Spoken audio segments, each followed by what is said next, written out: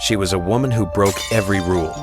From a lowly imperial concubine to the most powerful person in China, she ruled the empire for roughly 4 decades. Her name whispered with a mix of awe and fear. In a world dominated by men, how did she not only survive, but conquer an entire nation? This is the story of Wu Zetian, the only legitimate female emperor in Chinese history.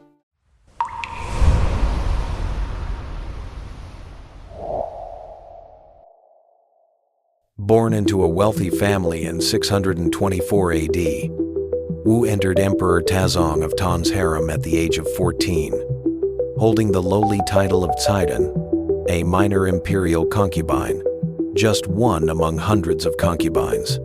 Here, she witnessed the ruthless politics of the imperial court. Behind every seemingly casual conversation lurked power struggles, and every smile might hide a deadly trap. She quickly learned that beauty alone was far from enough to survive. When Emperor Taizong died, a cruel tradition befell her. Like other childless concubines, she was forced to shave her head and become a nun. The glow of oil lamps, the company of Buddha statues, and the morning bells and evening drums, this should have been her fate for the rest of her life. But Wu Zetian had other plans.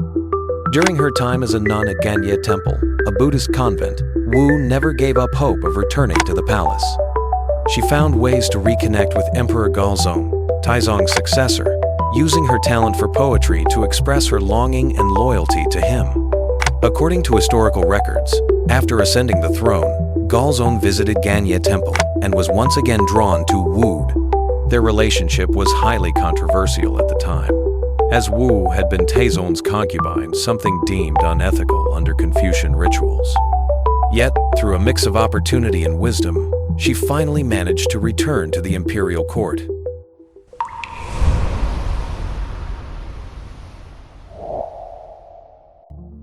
But the palace power games were crueler than anywhere else. To replace Empress Wan, Wu launched a cold-blooded campaign. According to unofficial histories, she even sacrificed her own infant daughter to frame Empress Wan, winning Emperor Gaozong's complete trust. Like a shrewd chess player, she maneuvered strategically, step by step, paving her blood-stained path to the pinnacle of power. In 655 AD, she finally ascended to the throne as Empress Wu, becoming the mother of the nation. But her ambition did not stop there. She began to interfere in state affairs, using her intelligence and political acumen to gradually erode the emperor's power. As Gaozong's health declined, Wu stepped from behind the scenes to the forefront, becoming the de facto ruler of the empire. She sat beside the dragon throne, handling state affairs alongside Gochon, a period known in history as the two sages ruling together. Yet everyone in the court knew who truly held the reins. She dismissed old officials who opposed her and promoted many talented individuals from humble backgrounds. Under her governance, the Tang dynasty maintained its vast territory, and national strength reached new heights. She proved that a woman was just as capable of ruling a vast empire. After holding real power for nearly 30 years, Wu was no longer satisfied with the titles of Empress or Empress Dowager. In 690 AD, she deposed Emperor Redzong and ascended the imperial throne herself, renaming the dynasty Zhou, later known as the Wuzhou era, becoming China's only legitimate female emperor. This unprecedented act shattered the Confucian myth of male dominance and declared to the world an era of women had arrived.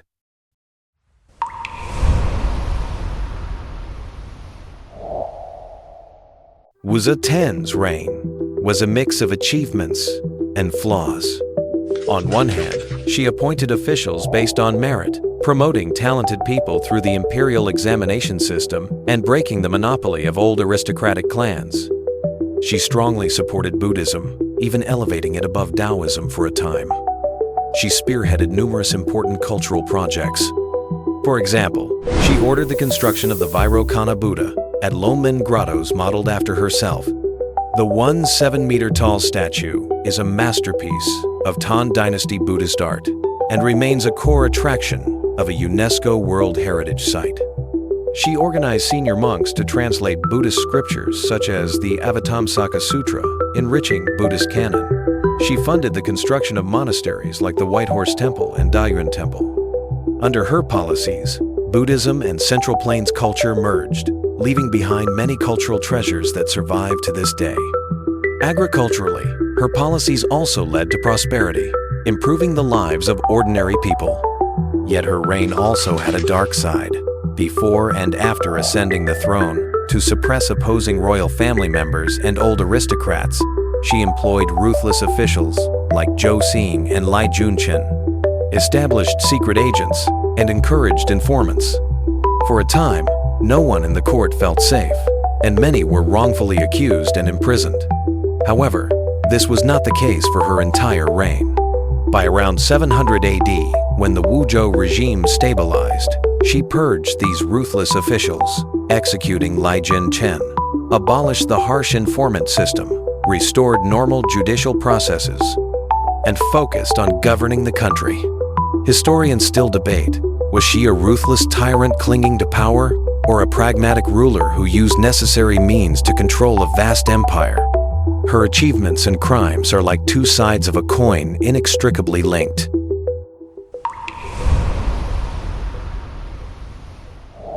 In her later years, the elderly and frail Wu was forced to abdicate the throne during the Shenlong coup. She died shortly after, in 705 AD. The imperial throne eventually returned to the Li family, but she had already proven that gender was not the sole determinant of a ruler's ability. Yet, she left behind an eternal mystery. In front of her joint mausoleum with Emperor Gaozong stands the wordless stele, a stone monument with no inscriptions.